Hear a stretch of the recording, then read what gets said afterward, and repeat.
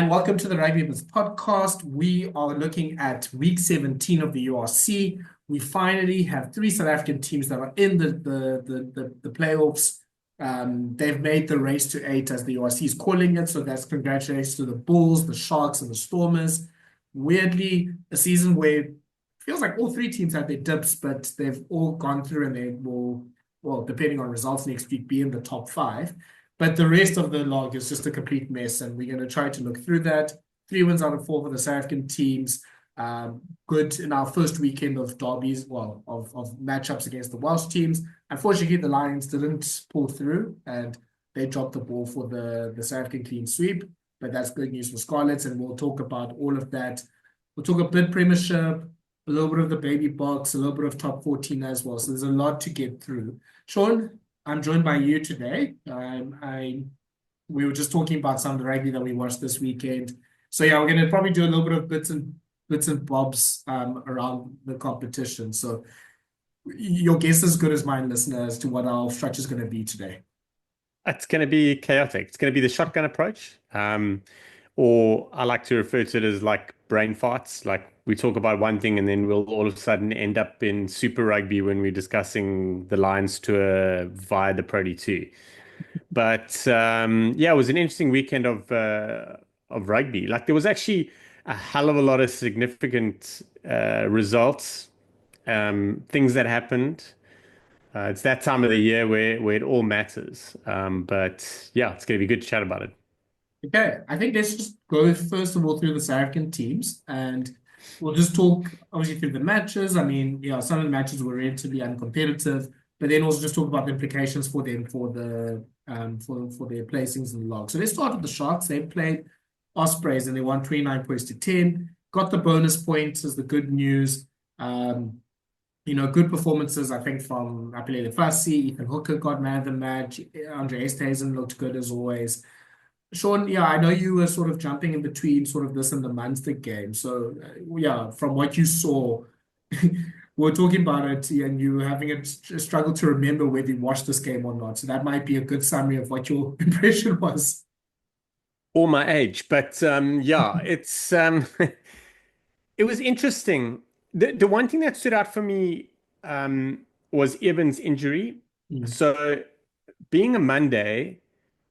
So my gut feel was it was like like it's a headbutt on the knee, accidental, obviously. But I thought, when your cavity gets like when it gets shocked on the inside, you can't really, it's not really weight bearing or anything like that. So I was just like, yeah, it's not really too much to be worried about.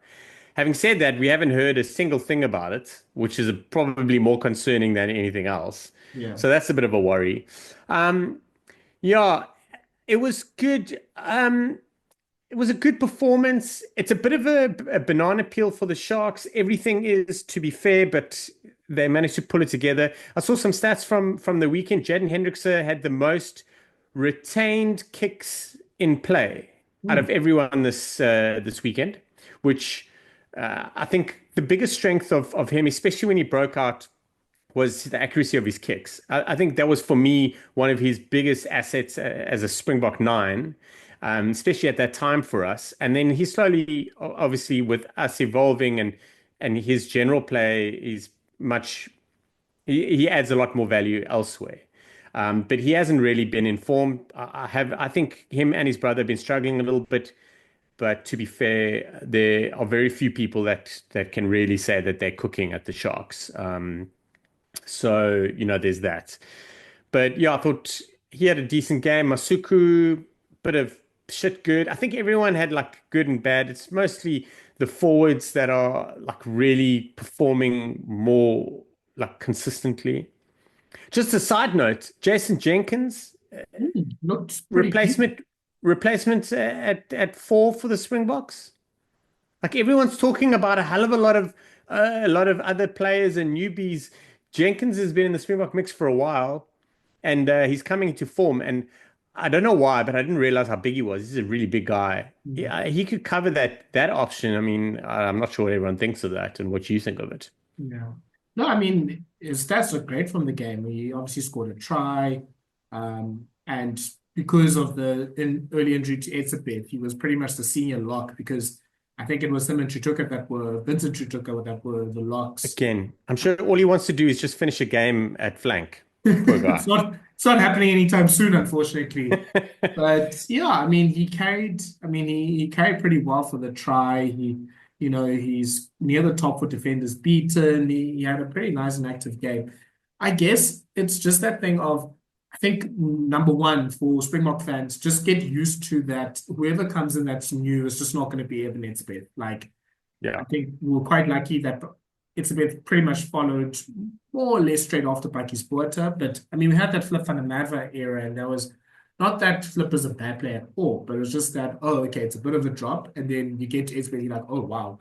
So it might just be that it takes a few years to get to that replacement. That he's not going to do as much as, probably one of the best forwards or players ever in Etzebeth. But, I think at least with Jenkins, like the benefits for him are, I don't even think, I mean, I think he can play pretty much both 4 and 5. I think he's more of a 4 than a 5. So there is that versatility. It feels like even when he was with Leinster, he can have those like 20 to 30 minutes where he looks really good and you're just like, oh, okay, there's something here. And then he can just be a bit anonymous sometimes as well. So he does sort of like almost fade in and out of games. But I mean, in terms of experience and dependability, I don't think he'll ever be lower than like a 6 out of 10. So Yeah. I think there's value in that as well. So And if he hits form, it could be great. Yeah. Look, yeah, I mean, the Sharks have been weird because it feels like every game, like I trademark mean, that. Trademark. The Sharks have been weird. yeah, I mean that the Hollywood bets, they've been weird Sharks, like we can call them. But it feels like even their forwards sometimes, like I know they've been performing well sort of around the park, but geez, they sometimes if they set piece, especially their scrum, it just looks like, oh, okay. This is Oxenchair's, I mean, Oxenchair and Vincent Koch have found a reverse gear that they haven't really had for the past 4 or 5 years. So part of it, I was like, okay, maybe it's because of this or it's a bit. And then you see, okay, it's a bit has been playing in some of these games and then he's off. And I was like, okay, but this is still happening. And then you're like, okay, if we trust in Etzebeth and he's going off for games either because of yellow cards or injuries, is it just pretty much that time of his career where, we're not going to get those 18-minute performances from him. And it's also like, okay, why aren't the Sharks investing in lock? Like, why are they having Vincent Chutuka play at lock this much? Is Cornwall developing like he should be? Like, is Jason Jenkins filling in the hole that he should? Like, they still have like someone like Lionel Hugo, who's, a good, dependable player, but he's probably a bit too high in the depth chart for a team that wants to, win URCs and stuff like that. So you're just like, okay, are we investing in the right things? Like you have all these fantastic loose forwards. You have a backline that's playing quite well, maybe not necessarily as a team, but individually, some of these players are just doing ridiculous stuff. Like Abelin cross kick to Mapimpi was fantastic. Like, Ethan Hooker is just doing like amazing things. Like Andre Estes has been fantastic the whole season. But it just seems like there's just certain places where, like those key places where you need that investment, a 10 that is driving the game, locks that are helping with the set piece and the loose as well. Like those are things that are quite key when you're playing the best teams. But I'm saying all of this, and the Sharks are a pretty good chance to finish third at the end of the season as well. So yeah, like you said now, the Sharks are weird and so confusing because we're literally about, yeah, I mean, we'll talk about their chances now, but because of how Glasgow have been going, the Sharks could be third, and that could mean that they could secure themselves a stay in South Africa for both the quarterfinal and the semi-final. How beautiful is that? I tell you, the one thing the Sharks are really good at is investment. You mentioned that word investment, and they're not shy. They're not shy when it comes to plugging holes. So, yeah, let's see how quickly they can get Lood de Jager down. But it's interesting. I actually shared it on our group. I've been chatting about Ethan Hooker and Jurenzo Julius, and it seems like I'm not the only one that thinks that. And the more I read that, it got me really thinking about how I actually want to see Hooker at 13 now. I want to see him at 13. I wonder if they'll swap him around. Probably not this season. Just Yeah. see a little bit more because you even agreed with it. Like, and it's so weird. Like when I was looking at it, like I really didn't have. It's not that I didn't want Julius at 13, but I just had this feeling that Hooker is definitely a better midfielder. Yeah. Look, I think he's maybe a future 12 for the Springboks, like long term. It's just that Andre Stesen is probably having, obviously he's been playing great for Harlequin, so I don't want to say it's his best season, but he's been near the top of the 12s in the URC. So he's not going to get opportunities there. I don't know if Hooker Esthuizen work as a combo at the centers. It's kind of too similar for me. It's the same as I think earlier this, or was it a few months ago, the Sharks played and Julius together. And it was just like, okay, but it's two 13s and they kind of are almost bumping into each other. So I kind of think it's going to be the same problem if it's Hooker and Esthuizen. But yeah, I mean, it seemed like from what I saw as well of the game, Julius was like, I mean, I don't think we're arguing that Julius is a good player. I think we both agreed. Yeah. It's just about whether Ethan Hooker, is it best for the team that Ethan Hooker plays wing and Julius plays center? I think that's probably the case. Maybe not the best for Hooker's career. It's just the fact that right at the moment, where Hooker will probably be the best at 12, there's a better player there right now. And he maybe clashes a bit too much and maybe does too much of the same thing that Esthuizen does at 13. But I mean, look, if whatever. So you're saying a Hooker Julius option is where we're going to go? Because I'll be Yeah, honest, 3 years maybe. Hooker really strikes me as a 13. Mm. Like he strikes me as a 13, but a little bit more on the Jesse Creel side in that he can run that inside hard line if you Yeah. need. He's not just really an out and out like an outside playing 13, an Yeah. outside back. But Hooker Julius in midfield sounds great. Yeah, I've never considered him a 12 Hooker. That's why I've never considered that as an option. But you're right, Esthuizen's. It's basically the one thing. There are few guys in that side that have been kind of just done, like stable guys, and Esthuizen's one of them. Like he plays no matter what changes happen wherever he plays, and I think that's probably been one of the best moves the Sharks could have done. Yeah. That's been a fantastic signing.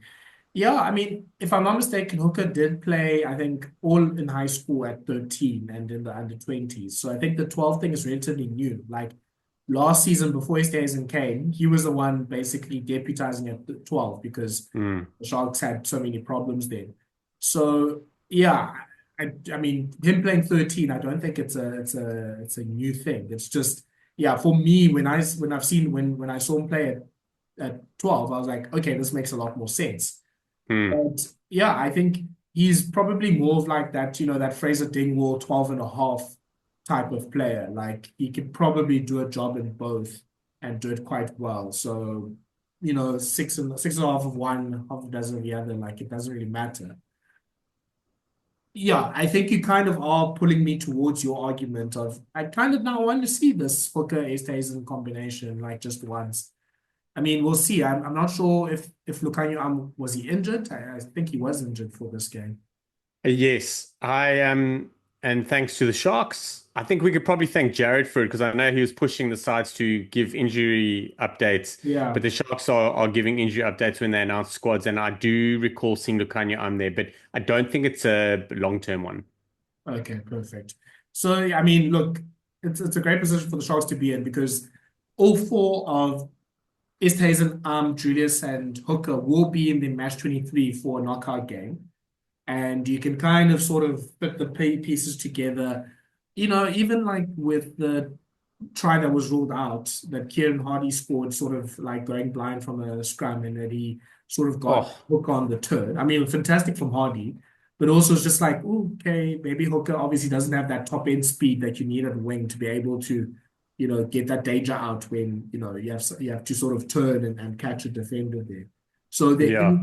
disadvantages of Hooker playing at wing. As the same, I think even if it was Julius there, like I think Julius might be a bit faster.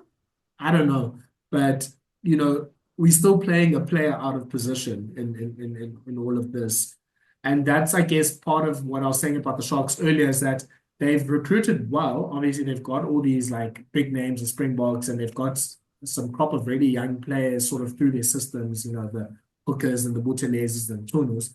But then you're like, okay, but you've had a 12 play 14 the whole season, and you've had a 7 play at 4 for at least a good chunk of the season. You've had your 10, the person that you bought as the 10, he was playing 15 for half the season. Then he went back to 10, and he looks like a 15 trying to play 10. Like, it's been a bit more confusing. And I mean, Edel van der Merwe, if I'm not mistaken, he plays more left wing than right wing, and he's the one being recruited. So unless this is the goodbye to Makazole Mapimpi, and that's not what's going to happen. No. Now you have 2 left wings, and we still have the same problem. So yeah, it's weird. I feel like the Sharks are like that person that gets a lot of money. There's a show, I don't know, Sean, if you're familiar with it. There's a show called I Blew It that talks about people that get like lottery winnings or NRF fund winnings, and how they basically just blew their money like within a few months. And it's kind of like that with the Sharks. They're just like, I have all this money, I just want to buy every Springbok person I can. And then you're like, okay, I've got all of these flanks and all of these centers, but do I have a 10? I don't really know. Do I have a right wing? Who cares about that? Yeah. No, you're right. I have seen it. Let's talk about Makazole Mapimpi. He, along with Andre Esterhuizen, have been, and obviously Ethan Hooker as well, definitely, I think. But Mapimpi has been performing this whole season. He's playing it different. He's playing a no bullshit, I'm not here for the frills kind of rugby. He's playing there, he's there, this is my job, and I'm going to do the business, and that's that. Even passed up an opportunity to get into a scuffle this weekend, which I thought was amazing because none of the haters could write anything about it. But yeah, the one thing that I'm loving about Mapimpi is he's going to look for work all over the show, and he really, really is incorporating. Ironically, us talking about centers, he's incorporating a 13 mindset a lot. Like he's really coming in and around, and he's not coming into that sort of channel with a winger mindset. I think that's the most important thing. Like he is looking for a pass. He's quite clearly draw and play. And I mean, it's no secret. I freaking love how when he fronts up, he can run over you or run around you. But yeah, so that's good. He's been on fire. Like I really don't think out of everyone, I think Esterhuizen and Mapimpi are the 2 players that are absolutely the safest in that backline by a mile, because there's no one that can do their job the way they're doing it at the moment in the Sharks, that's for sure. Yeah, no, I mean, I think and that's also been the benefit with Hooker is you kind of have like Mapimpi is almost grown as like almost being a playmaking wing. Like, we talk about it like James Lowe and like Mike Hansen. Like he can create opportunities for others. Like, not that, I mean, the skill that it takes for Mapimpi to catch that cross kick from Fassi and then to pop it to Buthelezi, that's really good. And because you almost you have an actual center playing on the right wing, and you have Mapimpi sort of now being a bit more creative, you have Fassi that's creative as well. That's sort of compensated for maybe Masuku or Hendrickson not being at their best form at 10, and Jaden Hendrickson not maybe being in his best form at 9. And, you're missing Grant Williams and Bradley Davids playing maybe more minutes than John Plumtree would like. So it feels like 11 to 15, the Sharks are looking great in attack. Defensively, sometimes it gets a bit shaky, but in attack, it's fantastic. I think the loose forwards have been really good, like how Polisi and Tutuka and Buthelezi have come into the line have been great. James Fenta, I think, is playing pretty good. I think really good form.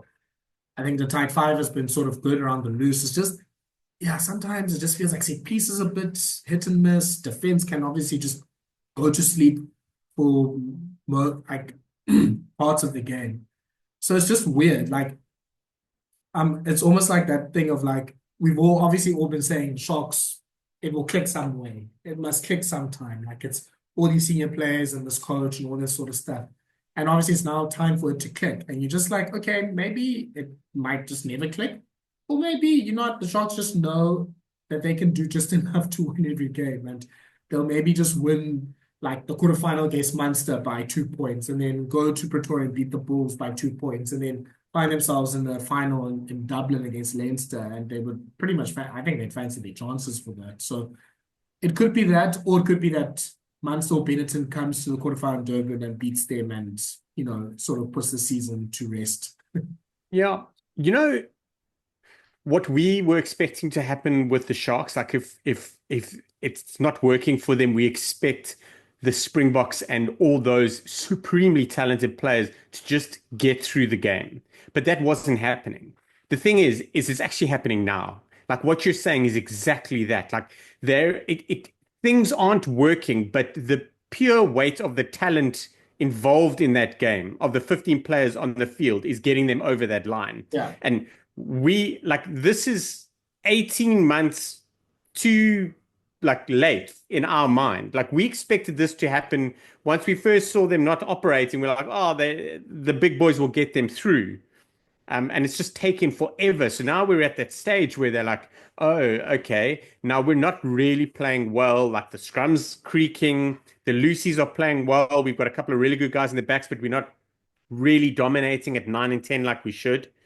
But then you've got guys like Pimpian and Esterhazen are really cooking. And Siya is having an unbelievable season. Like everyone was speaking a bit about it in the beginning, and they're not really talking about it now. Like he's doing so well. And now it's happening. So it's so weird. Like it is going to be horrendous for Sharks fans to go through the rest of the season like that, because you just always feel dirty afterwards. Even if it is a win, you're like, yeah, but there's so many complaints, and they should be doing better. We expect more.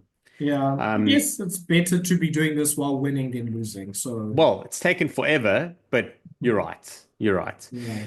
Another player I want to talk about is Dean Blücher. Like, I saw him on the team sheet, and I was like, flip, why hasn't he played more? And then I had a look, and he missed a large chunk. I think he last played in March for the Sharks.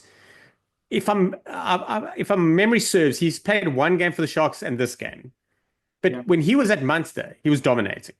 Like he was playing so well. And why? So he's clearly been injured. I think that's, and I don't know for a fact, but I can only assume. I mean, but he's playing like way better so he was playing way better at Munster.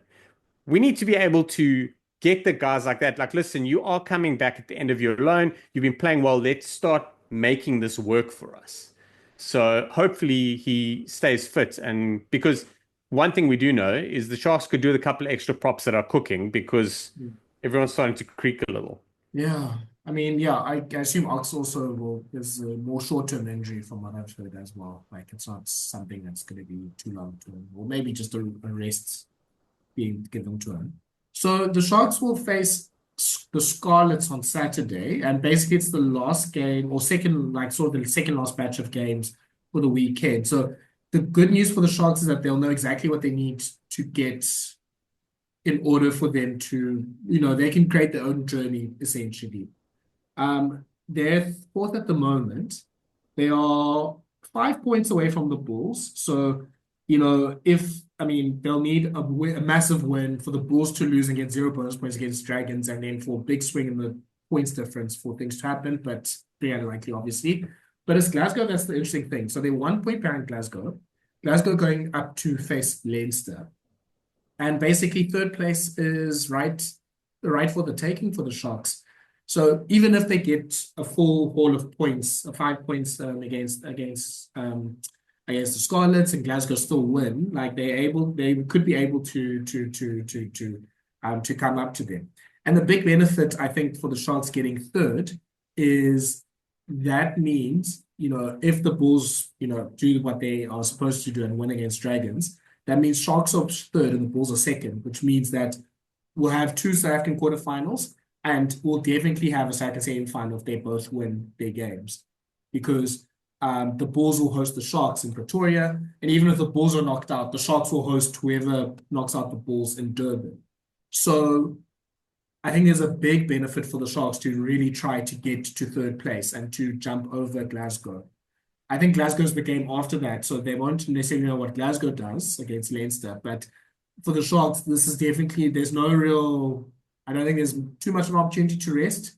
If the players are available, don't have too many knocks, play your best team, try to be Scarlets as far as you can, and give yourself a chance to be third.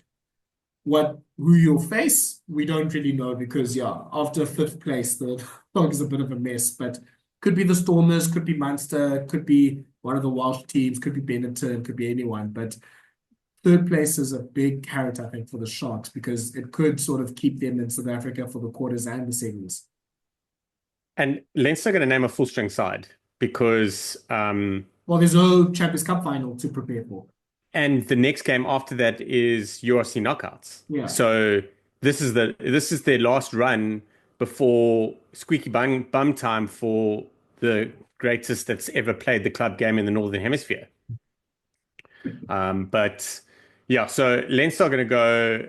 I think Leinster are going to very much just name full strength the whole way through. And Glasgow are creaking a little bit. Glasgow are going to have to pull a typical URC like rabbit out the hat if they're going to win it.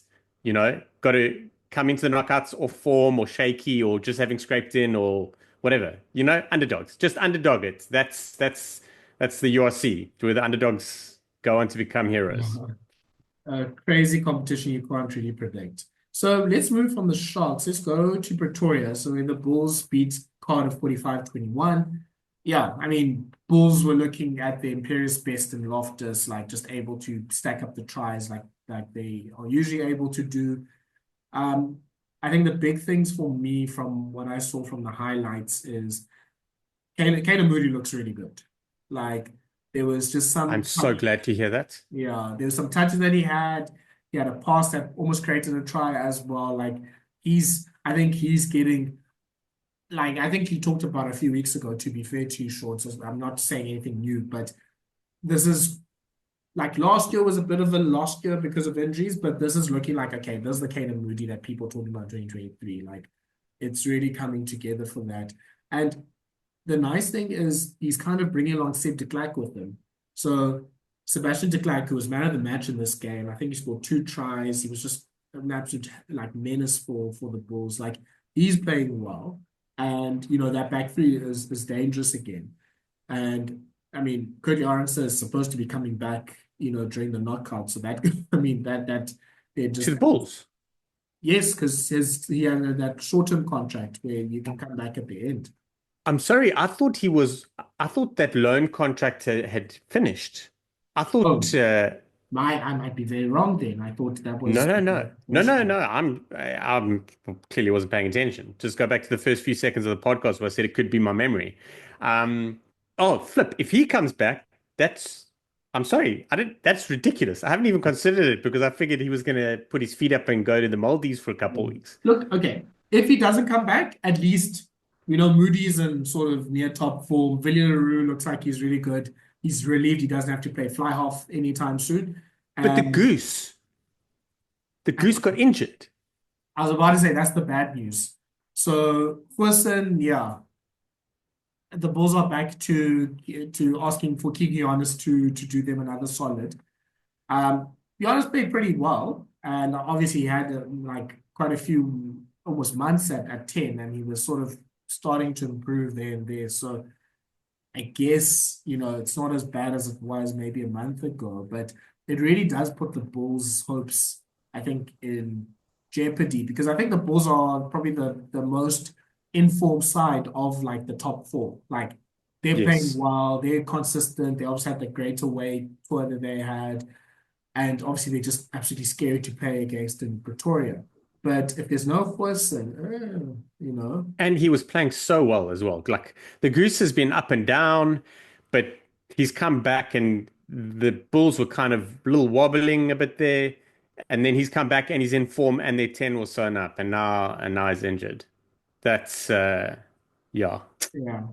And okay, I've just confirmed because the headline is Arendse won't feature for the Bulls this season. and Jake White is upset. So Oh, yeah, so he is still going back. And why won't he have they not did they not register him properly? yeah. I'm trying to sort of quick read this. Um, yeah, White is basically unhappy with SA Rugby that they allowed him to go and all that sort of stuff. So yeah, it's he's not happy about that. He's also not happy about Simphiwe Matanzima signed for the Sharks. Good signing for the Sharks because they obviously lost Nkunu. So that also actually thank goodness this worked out for everyone because now that's equalized all the loose head stocks for everyone. Because the Stormers need a loose head because of no Kitzel. So we got Nkunu and Nkunu now will be with Malherbe, with Forshire, and he'll be developing there. I mean, even with Vermaak, who will give him some experience as well. Then we said the Bulls have too many loose heads because they had Steenkamp, Vessels, and Matanzima. And now Matanzima is going to Durban. He'll be with Oxen Chair. He'll also get development there. So, I mean, at least apart from the Lions, because no one cares about the Lions, at least we have a bit more of parity now with the loose head. So that's good news. Yeah. I, the only thing I really took out of this is Jake was moaning. Jake is always moaning. Jake he's been taking shots at agents, SA Rugby. He will be taking a shot at a ref soon, and it'll come in the heat of battle. But yeah, Jake's been having a proper go. Oh, so interesting. It seems like the reports are that Arendse is very happy in Japan. So he's Richie Moangaing it, Yeah, basically. he's realized that Japan might be better than Pretoria. So this is what's making making Jake really unhappy because it seems like there is maybe a possibility that he could, um, extend this contract in Japan and not come back to the Bulls.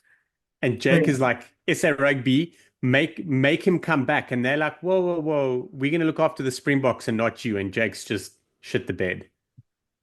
yeah, it's so funny. Obviously, he was a former national team coach, obviously, very famously so. So I'm sure Jake White, the national team coach, is like, great, whatever keeps Arendse like in the books for the Springboks. And obviously he's playing in Japan. That means he has less sort of like miles on his body than he would if he's playing URC. But Jake, the URC coach, is like, this is absolutely ridiculous. All the players need to come back.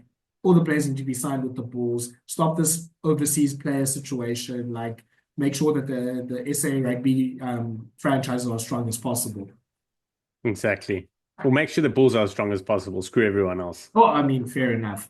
Yeah. Look, I think the other quick thing I was going to say about this game is, yeah, so the Bulls look strong. I think Scrum looks fantastic. Vessels, I think, is sort of going on strength to strength every week.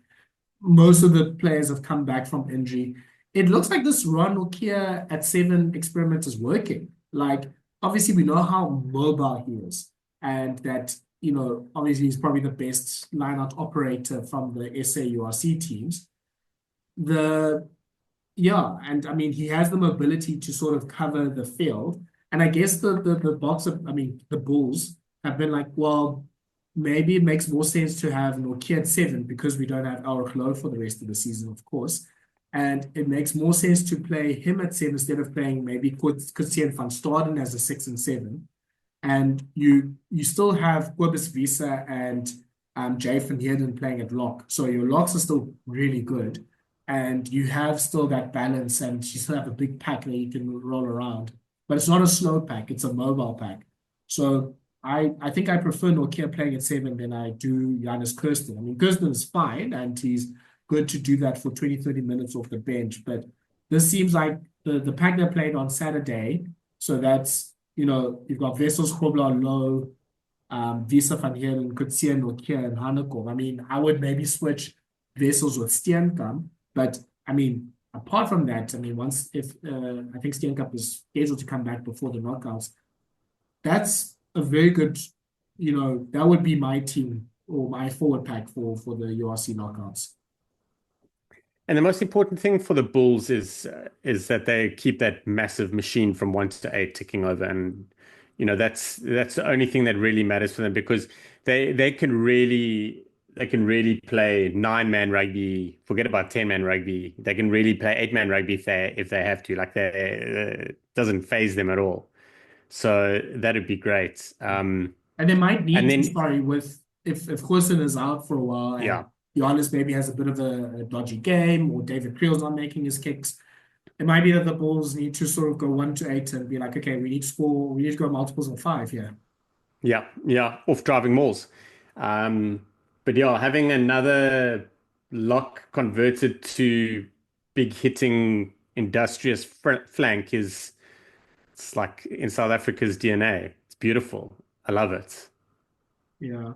Well, bad news though. I mean, just looking at the headlines about Jan Goosen, literally one of them is this the end of the road for Jan Goosen? So yeah, that obviously is not good. You know, it's yeah, so it seems like it's just continuation of the knee issues. Obviously, the Boks have bought Andre Pollard for next season, and unless they can organize with Leicester that he comes back in 2 weeks, I don't think that's going to solve anything right now. Andre Pollard had an incredible game this weekend. Hmm. He was up against George Ford, so I really want George Ford. I really think George Ford should be in a shot with the go for the Lions. Like if you're going to take an experienced additional 10, I think he's probably a better shot than Owen Farrell at the moment. Ford's in great form, and yeah, Leicester versus Sale was crazy. Like Yeah, top four Ford clash. was cooking. Sorry, I'm saying it's a top four clash as well. It's big yeah. implications for knockouts. Ford was cooking, um, and then like Sal got the upper hand, and then Andre just stepped up. Like he had a, I think he did have a missed kick to touch, a la Andre. That's basically it's like cornet cricket bleeding. It just happens, and but then he turned it on, man. What an unbelievable game! Pollard was ridiculous. I think he finished with 19 points, 2 try assists, 4 defenders beaten, 100% kicking record. Copy paste, man. Brilliant. So yeah, Okay. Yeah, so that's unfortunately only in the future for the Bulls right now. Yeah, they'll have to figure out this thing. But yeah, I think as a Bulls fan, I feel not great about it, but I do feel like Keegan Johannes has shown that he's, possible and serviceable. But he's hopefully definitely for good enough. yeah, Definitely. Like and the thing is he's good enough to go there and do the job, but he's also good enough to get a little bit better. I think that's what's the exciting part. Like yeah. it doesn't look like he's hit his ceiling. It looks like he's got a little bit more to offer, and you're just kind of waiting for it to click. Yeah. And I mean, look, we just have to eat the fact that there might be mistakes here and there, and that's fine. So it just means that sort of the team around him also has to come around and try to play a bit better. So we'll see. I mean, it means though that, Emrys Papier needs to be back and playing in top form. We need Gerard Steenkamp to help just to fortify the pack. Yeah, we probably can't really lose anyone else at the moment. And yeah, Jake White is still going to be, hunting SA Rugby down about Kurt-Lee Arendse. But onto Cardiff very quickly. I mean, they didn't get the bonus point, and that I think was the key thing for them because they are also in that morass of teams that are stuck on 46 points, uh, and they were trying to go for it at the end because they had 3 tries and they're trying to get that fourth try bonus point. I was almost hoping that the Bulls sort of just give it to them just to make things spicy at the end. So Cardiff are going to Cape Town to face the Stormers on Friday night, so we'll talk about that a bit later. Yeah, they needed that 4 try bonus point because the Bulls are very happy to score 40 points and to give you 30 as well. Like, and especially they still have that habit from last season that the last 20, 30 minutes in the second half, they go home early and they have a beer, around the field and are just able to relax a little bit. That was going to be something like the 2 negative points I was going to talk about with regards to the Bulls was going to be the Goosen injury. And the other was going to be that they conceded those 2 tries at the end. They did it against Munster not so long ago, and I'm sure it was Munster where they gave up a bonus point, or they could have taken the bonus point away, and they didn't do it. Yeah. And that is a massive problem because it almost looks like a space of habits. Yeah.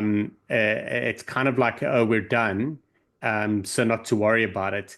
And I would hate it to be like that in the dying moments of a knockout game, and all of a sudden there is still a kickoff to come, and it's over the 80 minutes, and the team's trailing by 6. You know what I mean? And then you're just like, oh, and you kind of get nervous. You're kind of expecting the Bulls to mess it up, as opposed to previously where the Bulls would just put that to bed. So that it's a big negative, and I really think it's going to be a massive work on for Jack White and the rest of the coaches. I really think they're going to just hammer them home, because it's a mental space. Like, just go and commit and get rid of it. Yeah, I mean, it almost put them out last year. I mean, they kept Benetton in the game in the quarterfinals for way too long, and it almost came a cropper for them. And obviously, even in the URC final, it was a factor there as well. So yeah, I don't know what it is. I think it's maybe because they are playing this sort of more expansive game plan in Pretoria, and I think they just tired themselves out, and then sort of the mistakes happen and the concentration slips in the second half, and maybe they're just still struggling to get acclimatized to playing. I mean, maybe not really meant to be playing like this high octane, ball on your feet, running rugby type of thing in Pretoria. Like, maybe that's just not what you're meant to do. But yeah, it is just something that I've almost made peace with it, being like, okay, as long as the Bulls can score 40, then hopefully we have enough points for the comeback we give to teams.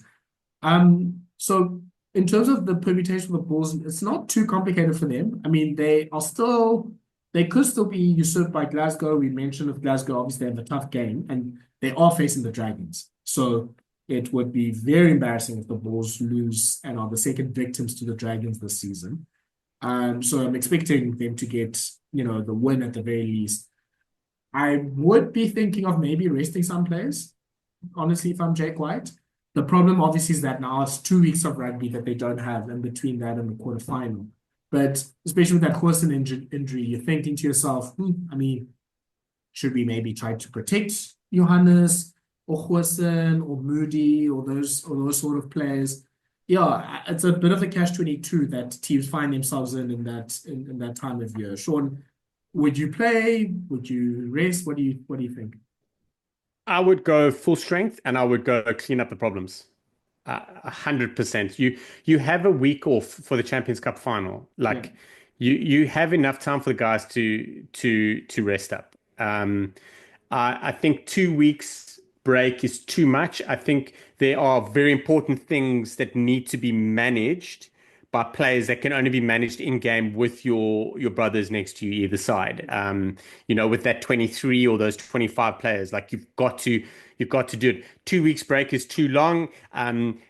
Working on something also remember, when you shadow playing and training for 2 weeks to try and do something and then execute it if you're not playing game, I don't think it's the right answer for the Bulls now. I really don't.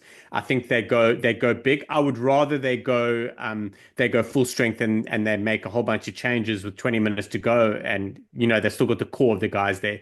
I wouldn't rest it up. And I think you go big against the Dragons. You don't concede points in the last 30 minutes of the game, and you carry on scoring points. It's a different gravy. People talk about you differently for 2 weeks. They talk about Loftus differently. They talk about the Bulls winning the URC, like going one step further than the year before. I think the benefits far outweigh anything else. Okay, fair enough. So we'll see what the Bulls do next weekend. Let's go to Cape Town. The Storm is beating the aforementioned Dragons 48 points to 12. Yeah, I mean, again, because the Dragons, there's not too much we can take away from it. But I do want to say 2 players that really stuck out for me, at least watching the highlights, is Marcel Tillison. He was man of the match. He was carrying really well. He looked like he was becoming a bit more of a force around, and just, yeah, I mean, I think we talked about this a few weeks ago that, he is a good sort of fill-in player, maybe not necessarily a good starter, but this looked like he was sort of coming towards that. And Seabelo Senatla, oh my goodness, like, he was just everywhere, and he was creating, and I mean, he created a try for Similani. He scored a really good try himself. Like, he just has that extra bit of pace into the back line, and it just gives so many options for the Stormers. So it really felt like the Storm, it wasn't just the Sasha Feinberg or Missoula show. We've enjoyed that. It's been great.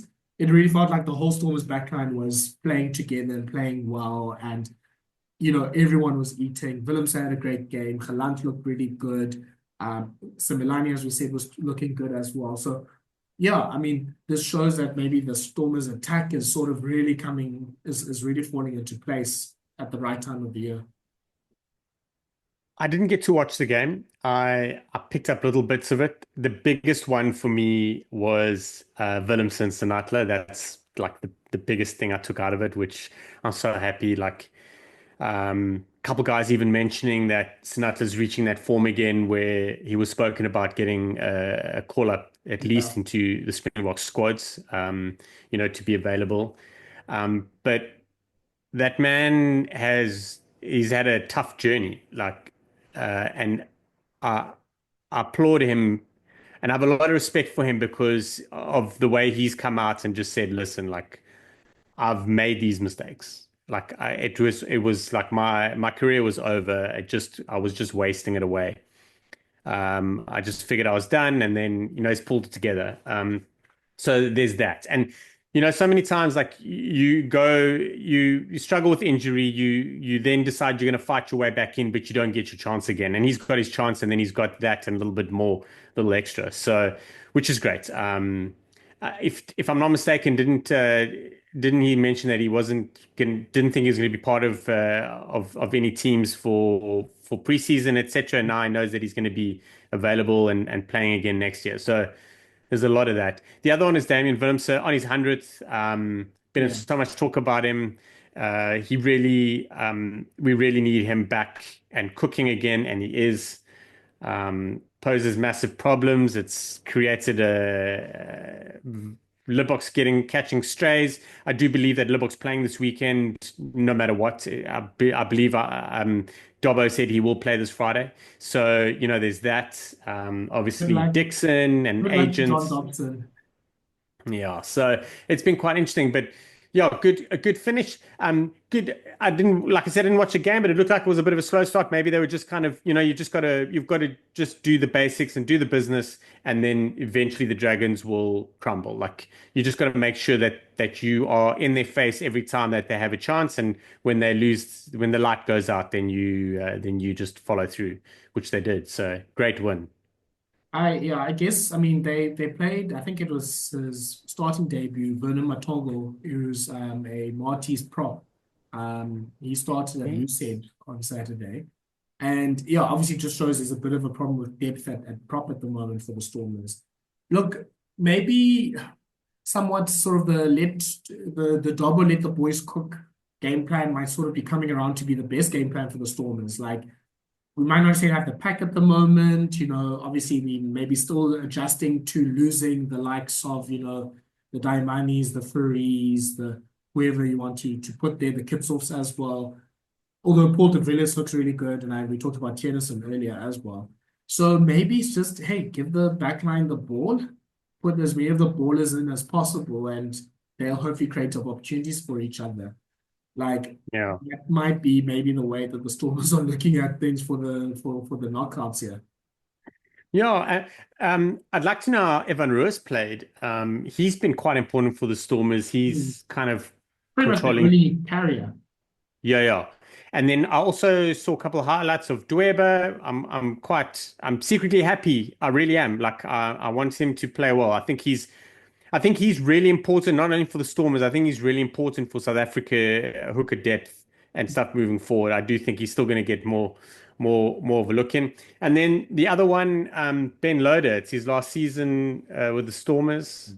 I still think we're going to see him at 13 in the future for whoever he plays for. So it'll be good for him to have a good send off. But he seems to be loving his game as well.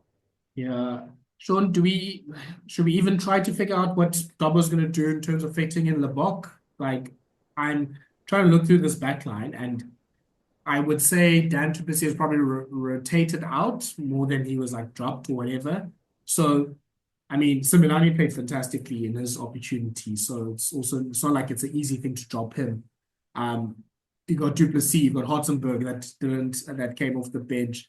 Obviously we've talked about the fact that it's Libbok, Sasha Feinberg, Willemse and Gelant pretty much going for three places. Loader's playing well, Senatla's playing well, Zas is still available as well. maybe play some of them at prop. I think that might be the solution. Good shout. I I don't think this is any reflection on him, but I think bringing Libbok back, I think Gelant gets dropped to the bench. And what that does is it allows you to have a form player that can cover wing 10 and 15 and possibly 13, coming off the bench if you need him, like if there's a problem. So I think he misses out just purely, yeah, because you just can't fit everyone else in. I I wouldn't like to see Gelant move to the wing and them have Libbok, Willemse, Feinberg, and Gomezulu, and then Gelant on the wing. I think that just looks so ridiculously unbalanced in my brain. But then again, what do I know? Like it just doesn't seem right. So yeah, it'll be interesting. But there's a part of me and a part of everyone that's like, just put them all on, man. Put them all on. Leave Similani on. Like the guys are gonna cook. Like, yeah, imagine there are so many options, and it's just basically a numberless backline. Eddie Jones is like just, it's tuning in 5 times over. He doesn't really care as long as everyone just fills in their job whatever channel you stand in, my man. You know what? Yeah, maybe that is the way to go about it. Yeah, I mean, look, also quick shout out to Stefan Ongra, who's been great at nine I'm a and fan. I'm a weeks. fan. Like, yeah, I'm probably a bit biased. I was literally in like high school with him and we're in the same grade. So I'll be too biased to say but yeah, this has been a long time coming. I'm so glad he's getting like an opportunity to play week in, week out. He's got I really like him, and I have always liked him. I think I agree with you. I think it's been too long where he should have been getting these opportunities a lot sooner. He's really been moved around a lot of places. Um, I thought his career was done before he came to the Stormers. I thought that was it. But he's the kind of nine that he just does his job. Like it's the nine that will balance out the absolute freak show that's going on from 10 to 15. You know what I mean? Like Yeah. that's probably why Dan du Plessis comes back in at 13 as well. It's you just need dad there to just say, listen, guys, like just calm down. Everything's going fine. We're just gonna set up a ruck here, and then you guys can go do whatever you want, like just chill. Yeah. No, so we'll see who the adults in the room are going to be. So yeah, I mean, for the Stormers, they're playing Cardiff on Friday night, and so Cardiff obviously they still have a chance to get into the last eight, so they'll be going all guns blazing. For the Stormers, basically because Munster and Benetton are facing each other, they are basically I think even the URC has confirmed they're in the knockouts. They're in the top eight. It's just now a matter of are they going to be fifth or they're going to be eighth. So for the Stormers, if they win, they're fifth, and then they're facing basically either Glasgow or the Sharks in the quarterfinal. Probably looking like more the Sharks. I mean, the more Glasgow because yeah, I mean as we talked about, Glasgow's form is sort of going a bit down. I don't, I mean, I'll talk about the other permutations, Sean, but I actually don't mind that for the Stormers going up to Glasgow. I mean, I still respect Glasgow a lot, and they're going to get probably Tupelo to this weekend, and maybe that changes everything. But I think And that's actually Jones. good. And Hugh Jones, he actually played this weekend. I Yeah, think yeah. that might be not a bad result for the Stormers. Like, yes, you're going away from South Africa, but it's a team that's not in the best form. You could put a surprise against them. Yeah, I think, and also purely because the more we look at it, we don't want two South African sides going against each other. Two South African sides, then we guaranteed someone in the semi-final, yawn yawn. We don't want that. Like we want to have all of our South Africans in the semi-finals. That's kind of how we're wired. And you're right. I do think I think the Warriors are coming off a couple big losses. I can't remember what happened the round before in the URC. They could have maybe just scraped a win. So they're really not in form. They're not in the mix. And then you face a Stormers side who have no problem with traveling. They're not scared of travel. Like they've definitely failed on tour, but they've also had tours and times one-off games where they're fine. Like everything's worked for them. You don't know whether you're playing Manie. Manie might come out at 15 just to completely change things up, and then it's just a freak show. So it'll be a lot clearer for the Stormers and a lot more doubt for Glasgow. So I would much prefer that. I would hate the Stormers and the Sharks to go head to head.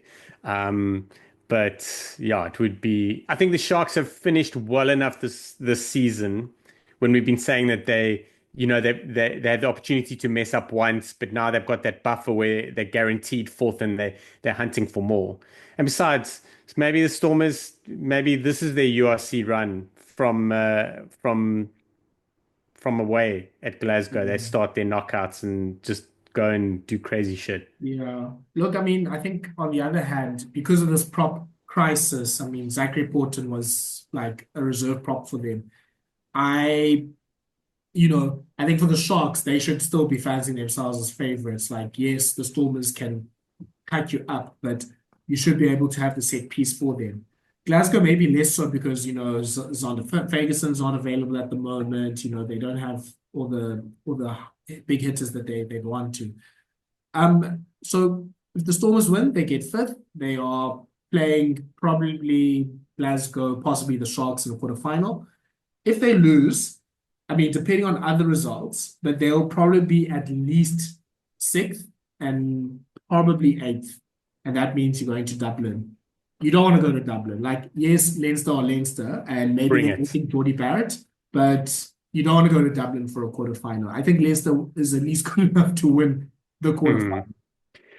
I think mentally for the Stormers, being where they are now, playing the way they're playing, to then mess up so badly that they finish eighth and then have to go to Leinster, go to Dublin and face Leinster, I think that will just kind of be like, oh, our backs against the wall. Like we'll put in a good effort, but as soon as they put the lights out, we're going to roll, And yeah, it sounds a bit disrespectful, but I can see that happening because you're right. They've got so many reasons not to be there right now. Like that is the other thing, like the injuries, all of the stuff that has happened, there's contract problems and just the general shit that follows Western Province teams.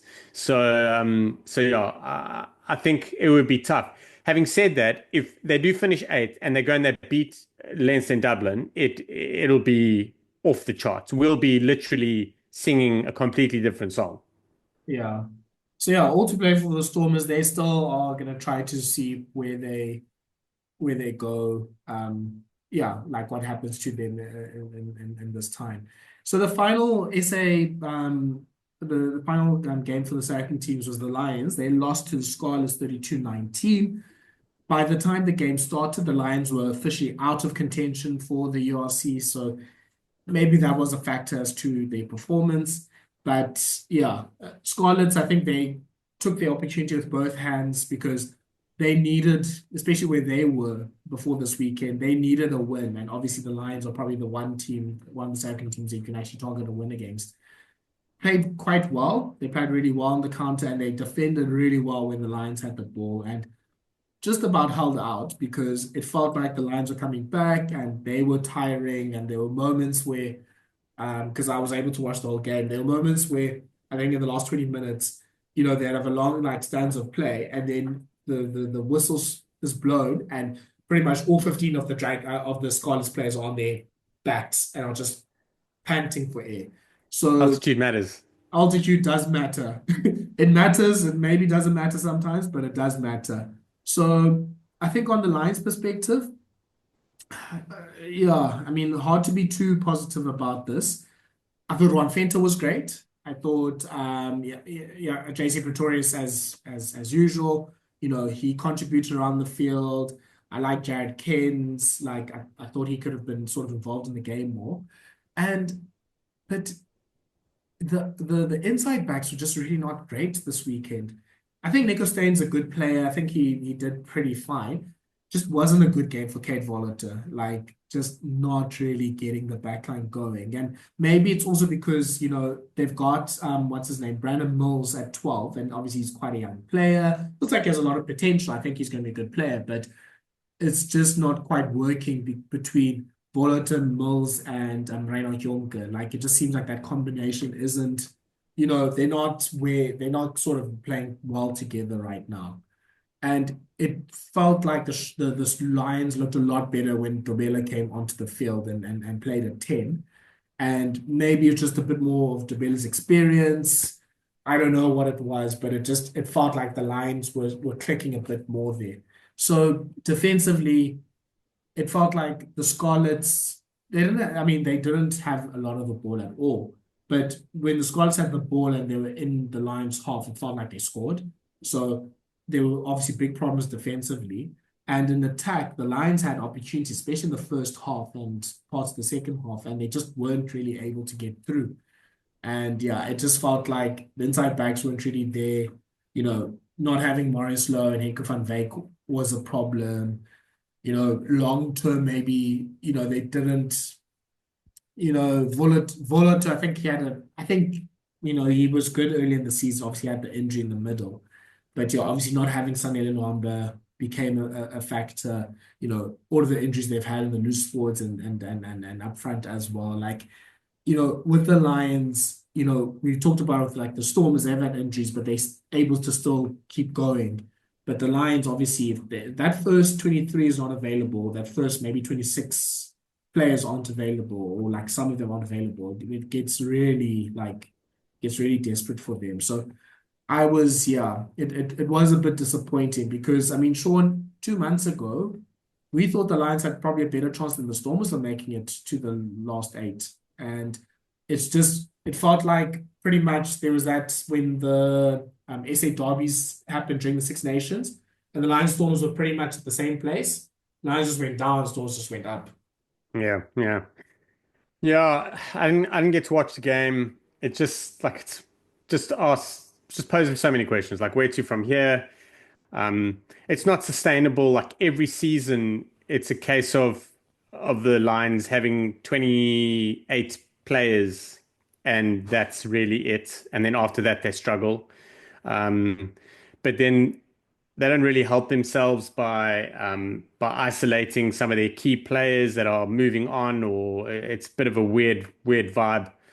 It's been weird there for a long time. Like the Lions have been weird for a while, but they do. It's the hope that kills, because they do perform. They have like halfway through every season. There probably 2 or 3 moments where you're like, oh, could this be that? Could this be that year? Could this be that year that they push for Champions Cup, push for knockouts, stuff like that? Even if they don't make it outside of that, it's kind of just getting there. They haven't tasted knockouts in Super Rugby. It's challenging, man. Yeah. Also, just shout outs to the back three. I think the back three was fantastic. Like, Edward had a few chances, he looked good. Richard Creel looks really good. I hate his mullet though. It looks really horrible. But that's a personal preference thing. Juan Horn, I think he stopped this from being 50 points for Scarlets. Like, Really, yeah. yeah, there's some good defensive interventions he had. Also, some big mistakes the Scarlets had because it just felt like once Scarlets went through those inside backs, which happened quite often, then there'd be like a 3-on-2 or 3-on-1, and Horn was either able to just put himself into the passing lane there, or just able to stop the attacker. So yeah, he played fantastically. I think he was able to stop this from being a real blowout, and it could have been at some points. Few other complaints I had. I mean, it's not only the mullet that was horrible. Someone said it looked like Kone and Twaki, the mullet that Kipio had. So Shaun, kit clashes are a regular occurrence in rugby, unfortunately. So someone's bright idea was that the Lions would play red top and black shorts, and Scarlets would play with the navy blue top and red shorts. You know what? Rugby doesn't want to be taken seriously, so I'm not going to take rugby seriously. If this is going to be something that happens pretty much every week, I think in Bath, Bristol, there was also a bit of a kid clash situation. Yeah, I did notice when they ran out, and I was like, oh, it's going to be quite interesting. It w you look at it and you're like, you can do better. That's your gut feel. When you look at it, you're like, I can get by. It's not as bad as I've seen in the past, but you guys could totally have done better. Yeah. I was just genuinely like, okay, why can't the Lions at least play in white shorts? Like that would have just made the situation a lot better. But that's too much to ask for in rugby. Yeah, there was obviously, I don't think I think the URC has done well in not having these Sunday games. Yes, there's clashes on the Saturday games, and that's not obviously convenient because even like Saturday night, there were like three games that are on at the same time.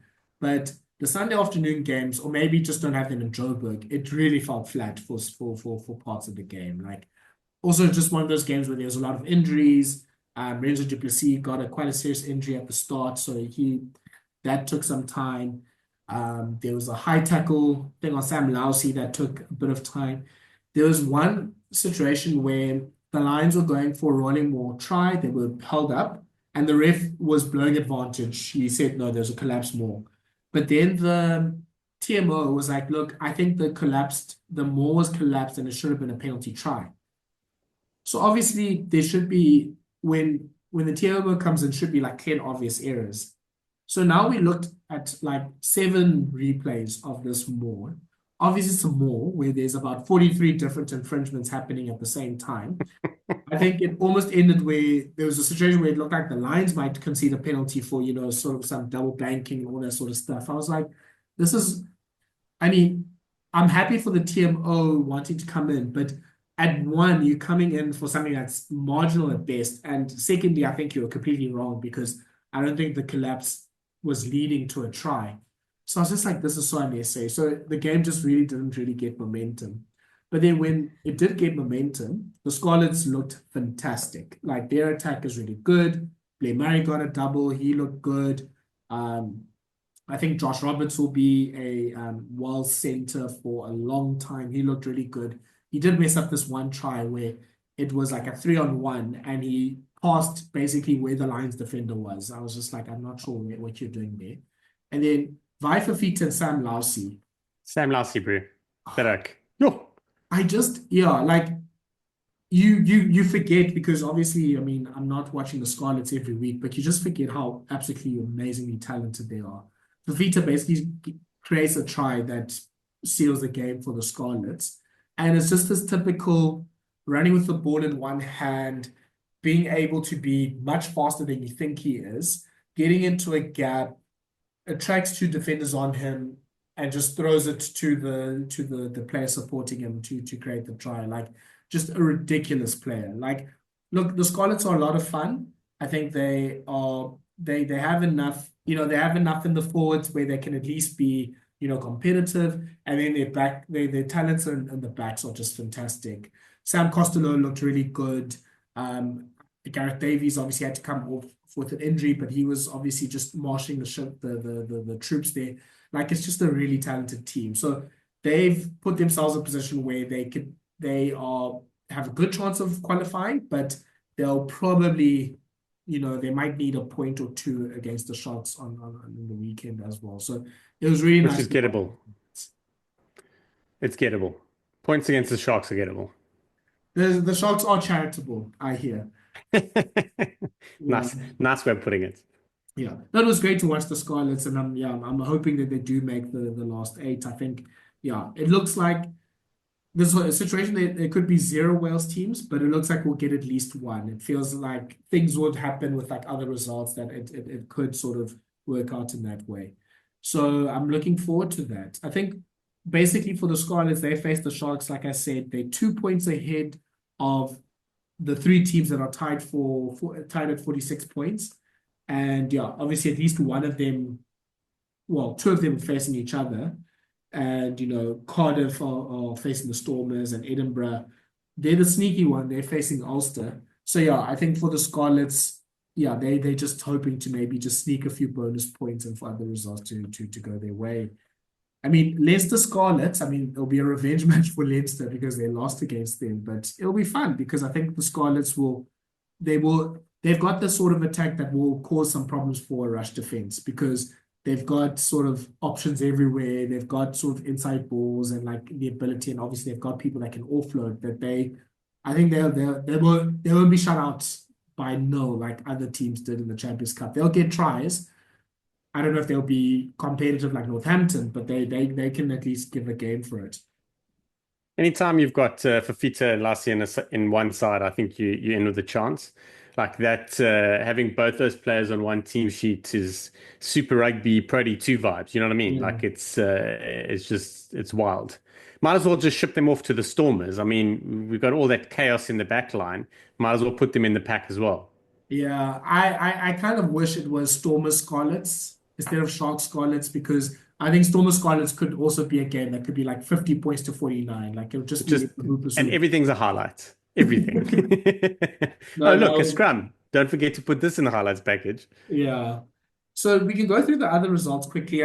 We'll start with Munster Ulster. I know you watched that, so I'm sure you have some feedback on it. I mean, Munster are pretty much going to be in a knockout game against Benetton this weekend. How do they look against Ulster? They looked okay.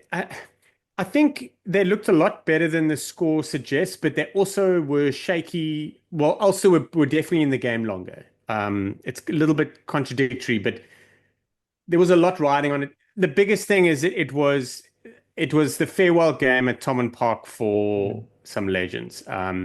Peter Mahoney scores a try basically with the last touch, his last ever touch on the hallowed ground. So it was quite something. A whole bunch of standing ovations, just an amazing like thing. And watching it, knowing that we're not going to be seeing those guys again play for Munster is quite something. But Munster. They really did. It's so weird. They looked in control, but there were a lot of moments where you were like, "Oof, this." The whole reason why Munster didn't really look in control, but you kind of thought they were going to win is because they were playing Ulster. And like that's just that out of the two teams, Ulster probably going to crumble, and I think they just kind of pushed it through and whatnot. But obviously, Ulster lifted the game. It's an Interpro, and obviously they wanted what better game to mess things up for some legends by beating them in their final home game. So yeah, it was interesting. Benetton, well, Munster Benetton is going to be proper, like especially after Benetton went to go do what they did. Yeah, I'll talk about Benetton in a moment because I thought they were absolutely fantastic. Before we get to that, Leicester absolutely thrashed Zebre. I want to sort of pass the ball to you because I know you have some thoughts on, Sean, it's tough to be, look, before you start, it's tough to be a rugby coach because, you could either, you have a $1 billion signing in Jordy Barrett. You could either start him in a Champions Cup semi-final, or you could start him against Zebre. And Leo Cullen has the brains, and he knows that you need Jordy Barrett at full strength, well rested, to play 80 minutes to be man of the match against Zebre. Yes, 15th place there, Bray. Okay. Um, yeah, I I really think Cullen should have just benched Geordie Barrett for this game because it was lose-lose. Like Geordie Barrett's going to come on and get man of the match, which he did, and everyone's like, every single reply, every single comment is always like, and what about last week? Like there was, oh, this. Leinster have turned into the laughing stock of the league just purely on what happened last week, and then starting Geordie Barrett this week. Um, I still can't believe. I just can't believe it. There's nothing they can do that will rectify their season. Um, there's no ways that anything will justify what had happened. Like they're gonna literally live with this for the rest of their lives. Geordie Barrett's gonna live with it. He's never gonna have a chance. I lie. He'll have a chance possibly to win a Champions Cup, but I mean the Kiwis, they love playing at home as well. He'll go back home and that'll be it for the rest of he'll have a sabbatical in Japan and that'll be it. So yeah, I feel for Geordie. But the professional that he is, he's gone on and absolutely cooked. Um, yeah, but Leinster, it was an angry move. They went and they scored 76 points, and no matter what happened, you just look at it and go, it's too little, too late. Like you literally had the opportunity to do this last week, get a better result, and you could have fielded the youngsters this week, and it just didn't work, man. And I mean, it's the highest score in URC history, so that's how dominant they were. Put that on a trophy and take it back to New Zealand with you, bro. I mean, just to add some salt to the wound, Jordie Barrett, 3 tries, so a hat trick, 65 meters, 10 carries, 3 offloads, so like near the top for offloads, top for tackles with 14, and 3 turnovers. Like he had an absolutely insane game. Oh, I was on a sort of a conversation with Blue Sky with some Leicester fans about which loss hurts the most, and shame it was like a bad form of therapy, trying to be like, okay, which of the Champions Cup ones hurt the most? But I think arguably this one is probably right up there because it just felt like a lot of the things that were in their control, they just absolutely pissed it away. Like we discussed last week, losing to Toulouse, it happens. Amen. It's the best team in the world. Losing to La Rochelle the last few years, they're fantastic. Like it also happens. Even though you lost one in Dublin, I mean, okay, fine, but still, it's not unreasonable. 2 try assists as well. And 2 tries, but losing to Saints, a seventh place Saints at that, and you decide to not play your or one of your best players 80 minutes. Yeah, that's just ridiculous. I don't. It is it it is going to go down as one of the most baffling things ever because if you saw the week before Jordie Barrett gets man of the match or the Champions Cup game before he gets man of the match, Yeah. okay, then the week after he goes and posts basically numbers in a game that people will be happy with in a season, okay, and you look at it and you just look at and you just go idiots. Like it, Yeah. you are always going to come up against a side that are going to be competitive. It's a Champions Cup semi-final, but you, you, we know you've got to take your points, and taking your points is naming your strongest side first, and then you can play around afterwards. Yeah. And Jordie Barrett is part of their strongest side. Like there's no shadow of a doubt in my mind. He is and he's proven that he's going to be a 12. Like, because they tried him at 15 and he played 13 a little bit, but he's a 12. And we knew he was a 12, and you just make do. Like, you've got the guy, you don't even have him for long. You know what I mean? It's like, it just doesn't make sense. And it will go down as their worst loss. It will go down as something that rightfully could have been fixed by it wasn't as something that caught you by surprise. You know what I mean? Like Lens have been up against teams that have really performed well, but that's happened and their best sides have overcome them, and they didn't name their best side. And I'm not saying that Henshaw's not their best, their one of their best players. He is, but Barrett's better.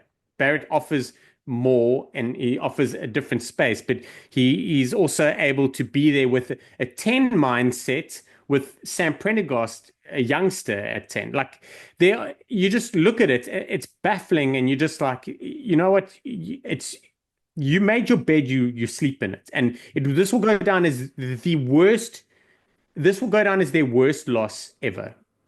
With because everyone knows, every single person knows that if they had done that one change, them losing a tight game doesn't happen. Yeah. Like They need that's the thing. Everyone looks at it. Every single person that looks at that goes, if Jordie started, you would have won, and it like Yeah. Then you choke in the final like normal. But look, I think like you made your point earlier, he really kind of shouldn't have played him this weekend. They should have lied and sort of gone the line and said, look, Jordie was carrying an injury, and that's why we had to play him off the bench. Like, save some face at least, because this is just really bad for them. So let's move to the Benetton Glasgow game, and I watched this game. Probably the best Benetton game I've watched ever. But what yeah, about when they beat the Bulls? I didn't watch that game. What? And you call yourself a Bulls fan? I can't remember why I couldn't watch that game. And then I saw the result because everyone obviously we didn't know much about the RC then. So we're like, of course we got this game. It's It's a Rainbow sorted. Cup. It was a Rainbow Cup, eh? Yeah. And Yeah, then yeah, I know. obviously, Got this in the bag. Just add the trophy to the cabinet. yeah. And I remember seeing a very upset Marcel Coetzee and Jake White complaining about the travel and everything. Yeah. And there's a theme about Jake White complaining clearly here. But yeah, I mean, definitely the best performance this season for me. They made Glasgow. I mean, look, Glasgow's form hasn't been great, and it's been sort of going on a sort of a downward sort of turn. They haven't had all their players. Some of their players are coming back. I just saw Hugh Jones was back this weekend, but they made Glasgow look absolutely ordinary and really bad and not able to catch a ball essentially. Like they were just so lethal when they had opportunities. They took them. Jacob Umaga looked good. Obviously, Brixton Cello was fantastic. I think the forward's really good. But and I think that's kind of what the key is for Benetton and I guess for Italy as an extension. If they're able to sort of get themselves into a lead and sort of play defensively and play on the counter-attack, then that's when they cook because Menoncello I mean, I think it's only Samoans that hit harder than him in midfield at the moment. Like he absolutely just rocks people. Like when he's able to get a crunch on them, that causes turnover. That causes a bit of chaos, and then they've got the players that can get the opportunities to score. They have, I think, it feels like all their players are happy to make the 20 tackles, the 15 tackles in the game, and to absorb, and then be able to sort of play out the counter. And then they're able, with their outside backs, they've got, Odogu, who's fantastic. They've got Mendy, they've got Reino Smith, they've got players that are able, like in their back three, to take those opportunities. They've got Zuliani, who I think is probably one of the better ball players at loose forward as well. So those players are able to sort of get the ball in the break and to do sort of magic with them. But I think their defensive performance was fantastic because it felt like Glasgow's lucky to get seven. Like it just felt like one of those games where they were able to shut down everything that Glasgow was doing. It felt like, the likes of, Rory Dodge and who maybe was probably a bit angry about not being picked for the Lions. He was carrying really well. But Glasgow was huffing and puffing and nothing was happening for them. Like it felt like they were just running into yellow and white or green and white brick walls the whole time. The crowd was sounding good. They were really on top of them as well. And it just felt like, I mean, Glasgow, they're a well-coached team. We've been talking about this for 2 seasons now. Like Franco Smith does a really good job. They looked lost. And that's, I think, a big credit to Benetton. Obviously, it shows maybe where Glasgow are right now, but it's just, I think this is more about Benetton was great than Glasgow looking horrible because they were missed passes, they were drop passes, they were passes just passed into people's bodies and they're obviously not expecting them. They were you know, phases ran out. They're running into defenders. They weren't able to convert opportunities. It didn't feel like they had many things to do.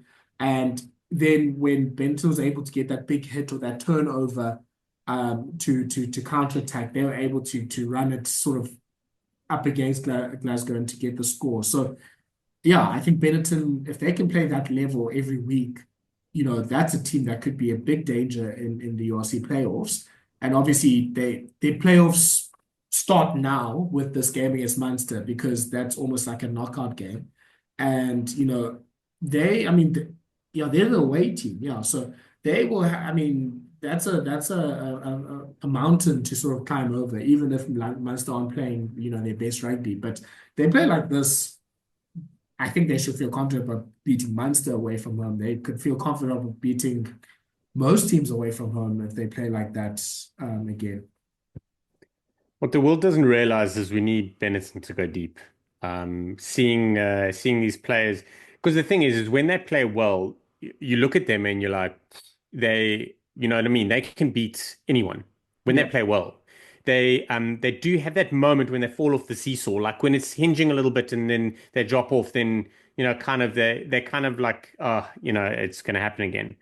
But the one thing, and we never knew it, but what the world needs more of is Brix and Menoncello. Like they should be playing for, um, Bath. They should be playing for Leinster. They should be playing like imagine they were playing in the rugby championship or playing like in the end half of World Cups because they are good enough and they've got the defense, they've got the attack, like they've got the height, the speed, they've got everything. Like there's so much about them as a midfield that you could copy and paste them into virtually any high performing side. That playing like whether it's World Cups or Champions Cup finals in France or whatever, like they would cook. And that's the thing about them that we just want to see more of them. So I think Munster are secretly very worried about this weekend.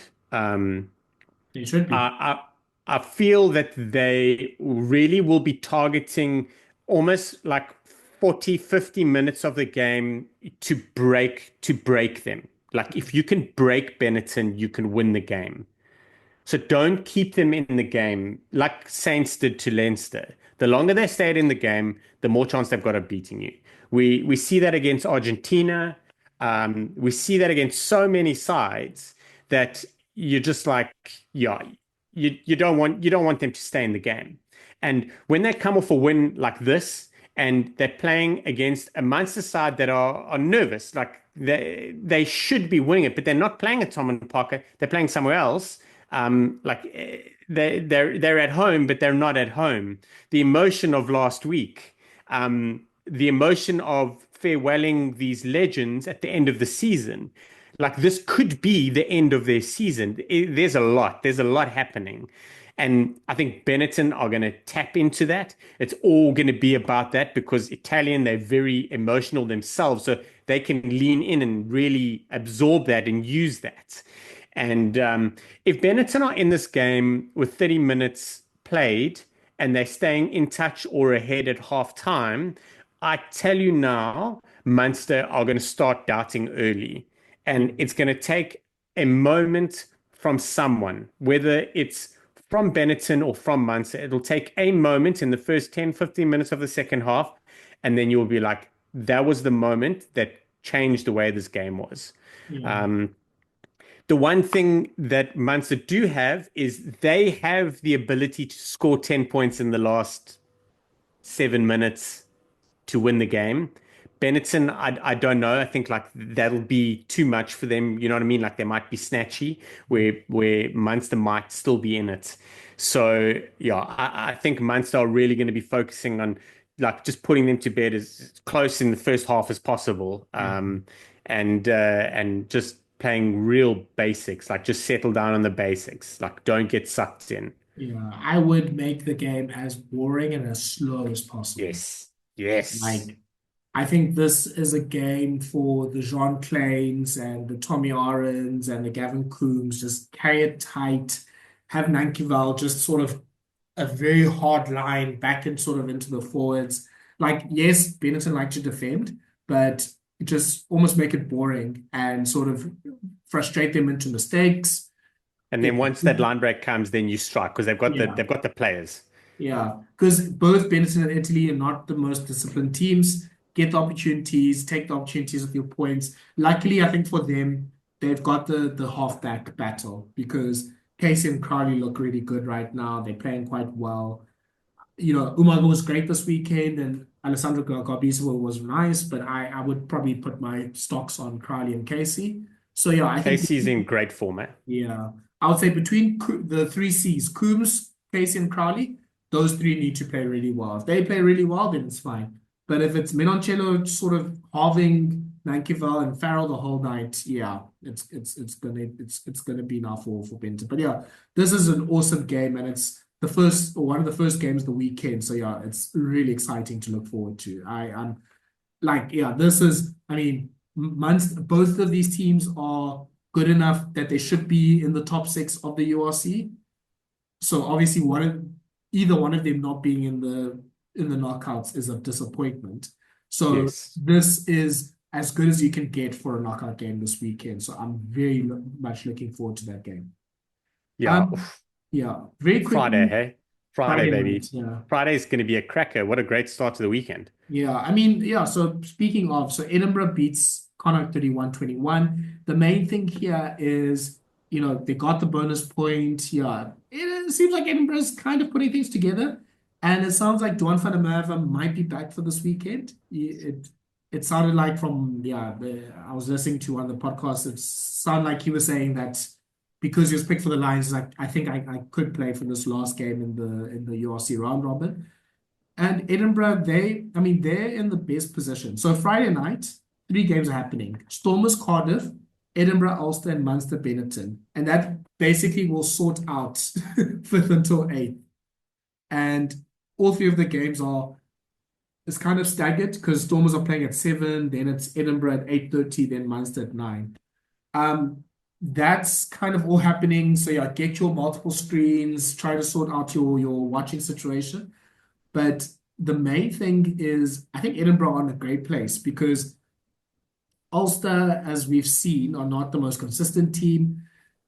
This could be the week now that they don't have any pressure that they play well. But I mean, they should. I think Edinburgh's hoping and assuming that they should be almost on the beach and resting and maybe, yeah, sort of thinking about maybe making the Irish team for the July tour. And this is an opportunity for Edinburgh to get, I think they probably need 5 points because 4 points and they're in 44 right now. So 4 points will tie into Scarlets. I think for Edinburgh, they need to get above Scarlets and put the pressure on Scarlets to now get the points that they need. So Edinburgh needs some favors. They need the South African teams to beat the Welsh teams in their games. But if they can get 5 points against Ulster, which is possible, they should be into the quarterfinals.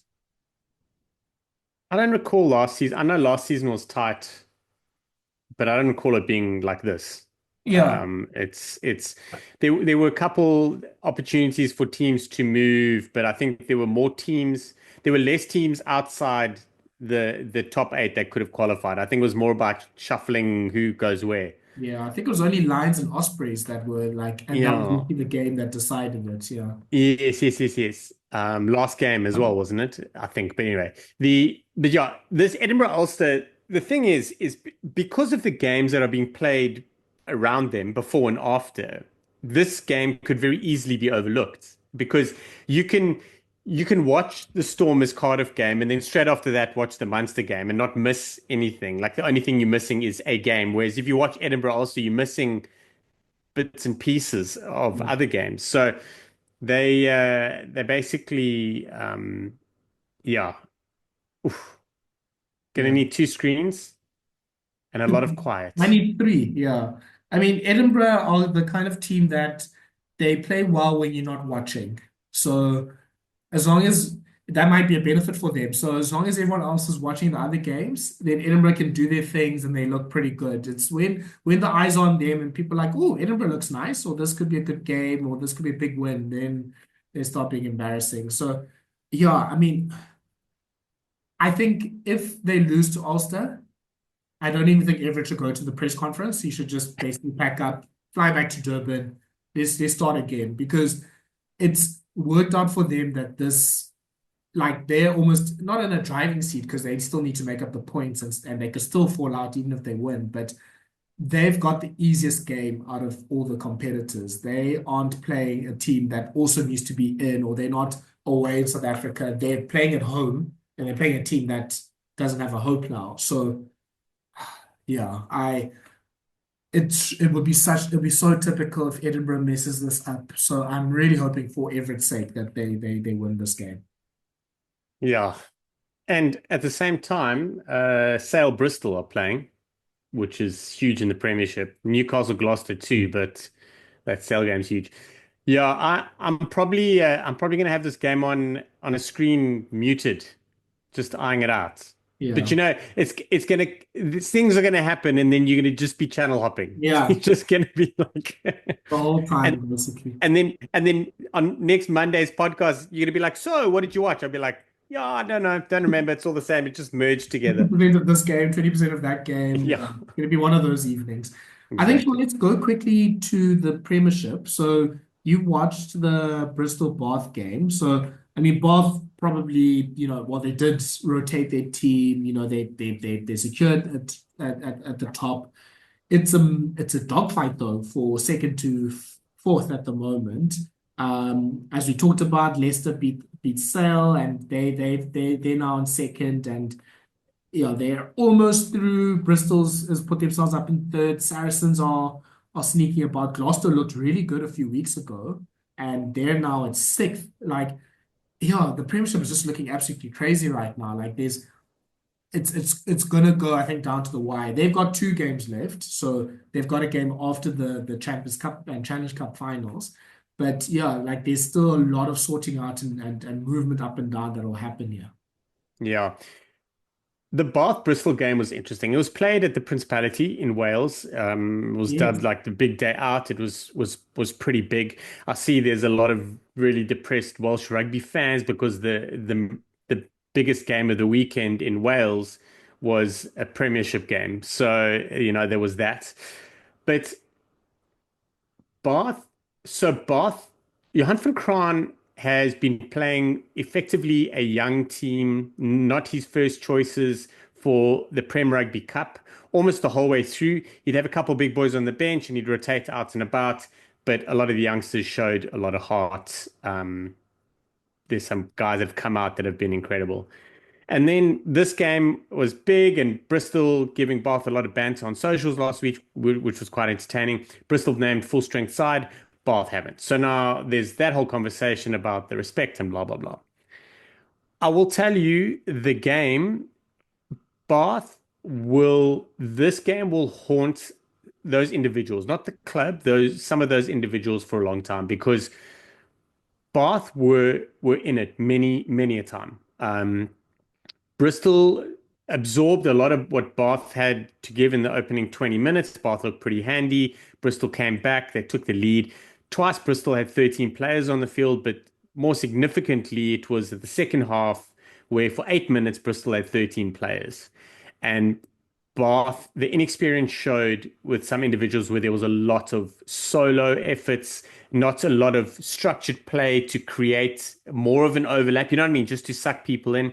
And that came at a point where Bath was still in the game. And it will haunt them because they had the beating of a Bristol team. I really think that they could have gone on to win it. Bernard Jansen van Rensburg and Viliani Mata put in separately 2 of the biggest hits I've ever seen. It was crazy. Like one was against Hennessy and the other one was against Donahue. Both of them actually got up and shrugged it off more Donahue than anything. And that was off the Mata hit. It was incredible. Great game of rugby. So much happening. Like there were guys that were on top of things, and there were guys that were falling apart, but the game was still in the balance. I'm a massive fan of Gabriel Ibitoye. I really like him. He's constantly involved in stuff. Um, I actually chatting to a mate of mine. He's a big Bath fan, English guy, and he's obviously followed the Premiership his whole life. And I'm like, the Tigers wingers of Radwan and Hassel Collins, like I don't rate them really. And I said this a few weeks ago, and I still stand by it. But they score every week. But I'm like, oh, I don't know, like they're not quite there for me. And Hassel Collins went and got man of the match this week. But Ibitoye is the one. I would have him in my team above both of them anytime. There's just something about him. He's cooking. He's been given freedom under Lamb and at Bristol to go and do like all these things. It was a great game. And if you ever get to watch it, I definitely say watch the whole game, and you'll see what I mean by like Bath will totally be kicking themselves, even though you expected that result when you saw the team sheets. Like the guys were in it for long periods, and they dropped it. But what a cracking game, man! Yeah. I'm glad that the experiment worked, I guess, for the Premiership's sake, the going sort of the big day out in Wales. But yeah, I mean, yeah, it's a funny situation where all the Welsh teams are obviously in South Africa, which is why they had the game, and yeah, the support there, and obviously it'll cause all that conversation about the Anglo-Welsh League. I mean, Bristol's right there. Yeah, Bristol like is right there. a I went drive to away. Bristol for my mate's wedding, and guys were driving to the wedding venue, and they ended up in Wales. Like they got lost. They're like the signboards were different, so we figured Mhm. the detour. It's there. And just side notes, and I know Gloucester have slipped out the top four, but all of a sudden, like Bath, Bristol, and Gloucester, I mean, you can throw a blanket over them. They're like so Mm. close together, are really cooking in the Premiership. Yeah. Your times have changed, eh? Yeah. I mean, that sort of West, sort of like England, sort of like group is yeah, it's something that could actually, I mean, there's a possibility like all three of them make the knockouts. And I mean, speaking of like, there's still basically seven teams that are still in it. I mean, Harlequins win over Gloucester, keeps them in it with a faint hope of still making it. Like they'll need a lot of results to go their way. But yeah, so Leicester on 56, then it's Bristol on 51, Sale 49, and tied with Saracens, Gloucester at 46, Harlequins at 42. Yeah, slightly surprised Northampton didn't try to go full steam against Exeter because they also, I mean, they could have also been on 42, 43 if they won, but I guess they just like, you know what, we're already eighth. We qualify for the Champions Cup next season anyway because of the stupid allocations. So there's no real point in trying to get into the knockouts here. Yeah.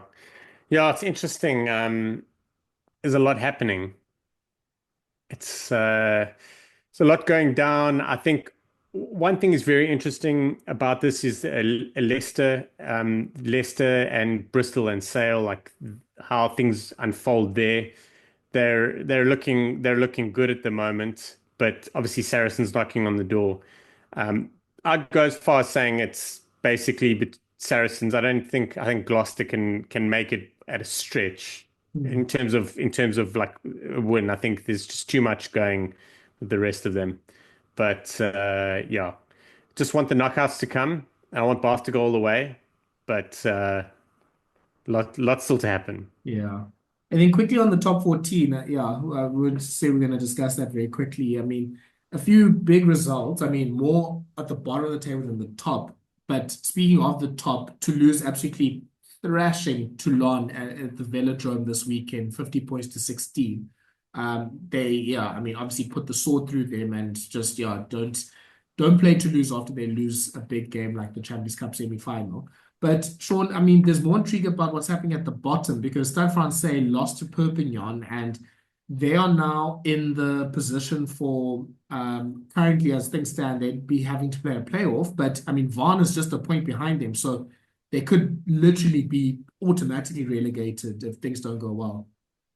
And Vaughan are bottom of the log thanks to one thing, and that was Anton Hastoy drop kick after the Huda. Like so Vaughan were actually beating La Rochelle, which would have essentially have put Vaughan third from bottom, like just taking them out of relegation altogether, had San Francisco at the bottom and then Perpignan. Like it's crazy. Stade were leading the game for long periods. I actually thought they had won it. I took my eye off and then went back a little later and realized that Perpignan went on to go win the game. Crazy. I mean, the Stade Francais owner basically said if they get relegated, he's walking away. Um, and then we spoke a little bit before we came on air and figured out why.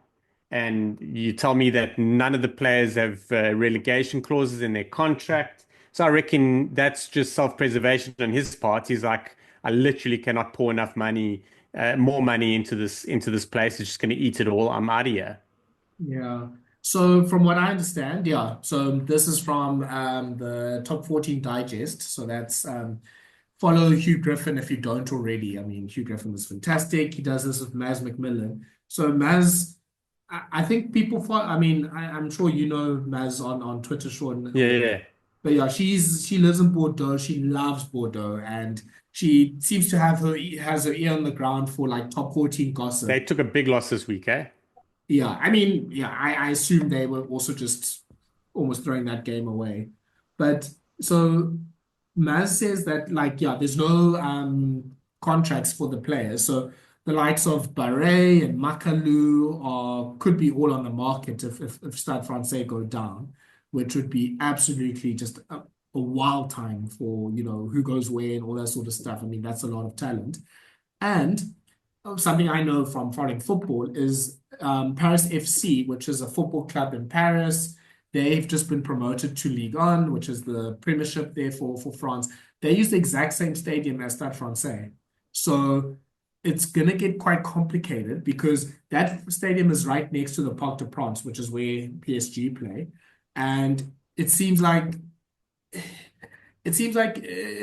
from what I understand, two things. One, Paris FC are owned by the Arnault family, who are like super rich. Like they own like all of the luxury like goods or luxury like brands in France. So they have the money. So it feels like once Paris Just FC crush them. goes, yeah, they're gonna basically go up and pretty much buy every big footballer they can. But it feels like with this arrangement, they could probably push out Stade Francais, which I think is another factor why the owner's like, okay, if we're not in the top 14, it's not worth trying to invest money and all that sort of stuff because we're not going to probably have this field, not have these players, and all that sort of stuff. So it really could be a situation where Stade Francais is like, it's one of those like Biarritz situations where they're not just relegated just for a year and then they'll come back. They might be relegated for a while. Like they might be sort of down in sort of National and those sort of places quite soon if things really turn for the worse. Yeah, it's not good. The only good thing that Stade Francais Paris have in their favor is that they're 3 games left. Yeah. Um, Obviously, the league goes on a little bit longer, but they've got 2 of them are at home. So they got Lyon at home, Clermont away, which yeah, Clermont away at the Marcel Michelin is not ideal, even though they're not really massively on form. And they finished the season with Castres at home, which is probably the worst team you could play if you need to get a result. Like it could not be any worse. The Yeah. only thing that Stud have in their favor is that Cast might have already qualified for the knockouts. However, I do think that they will be jostling for higher positions. So Yeah. the problem, yeah, I honestly could not think of a worse side to face if you needed to get a result because you look at them and you're like, we can beat them. And then you play them and then you're like, I'd rather stick needles in my eye. The worst team to play. I mean, Van, on the other hand, they've got Bayonne next week, and I mean, I think that will be a win for Bayonne. Then after the Champions Cup, they've got Pau. Pau are pretty much also not really playing for much, so and they're hosting them, so that could actually they need to win that game.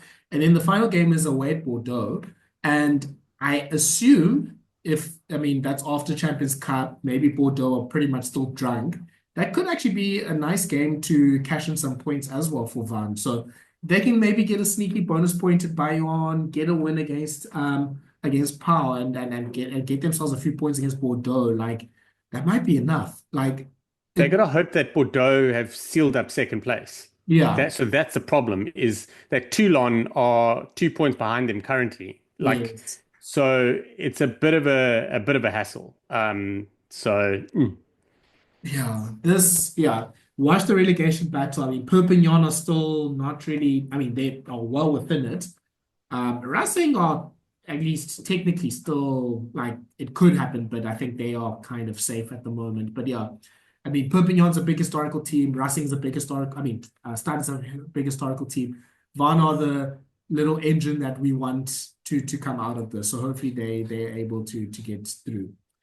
Sean, I think that is pretty much everything. I just want to do very quick predictions for the URC of the big games. I'm going to only do the ones that have like big implications for log positions. So Stormers Cardiff, are you back in the Stormers? Stormers. Okay. Edinburgh Ulster, will Edinburgh mess this up? Yes, I think Ulster win it. It will be hilarious. I really hope for their sakes Edinburgh wins it. The big one, I think for this weekend, Munster Benetton. Munster. I'm gonna go Benetton, but Good call. yeah, I think this really could be like a last minute type of game. Let's go then to Saturday, Sharks Scarlets. Sharks. Yeah, Sharks, but I think Scarlets get a bonus point and secures their place in the last eight. And then Leinster Glasgow. Leinster by a lot as they try to make up for it. Yeah. I I think maybe, yeah, let's see. if Tupelotu comes back, and yeah, apparently the rumors are he looks really good in training. I would love it for Glasgow to almost be like, okay, we've got Tupelotu, we're taking this seriously now, and just absolutely thrash Leinster with Geordie Barrett. Let's just throw him in there as well. Oh, listen, Geordie versus Sione could Woo! be one of the best matchups of the season. Yeah. That would be worth the admission fee alone. So yeah, that's the literal last game of the URC's regular season. So that will be a big game to look forward to. Okay, we ended there. A lot to look forward to. I mean, we didn't even cover the baby boxes a lot, but yeah, lots of news as well. But I think let's just end it there. A lot to chew over and a lot to look forward to this week. URC's heading up to the last thing, and as we talked about, it will probably log positions will only be sorted out in those last seconds. So do follow us on our social media channels for all the rugby news happening this week. Follow us on our podcast platforms and our YouTube, so you can watch the podcast and interact with it there. And yeah, we will definitely come back next week with all of this. Try to see what's happening, or try to see what we're gonna do for like a preview for the for the Champions Cup and Challenge Cup finals.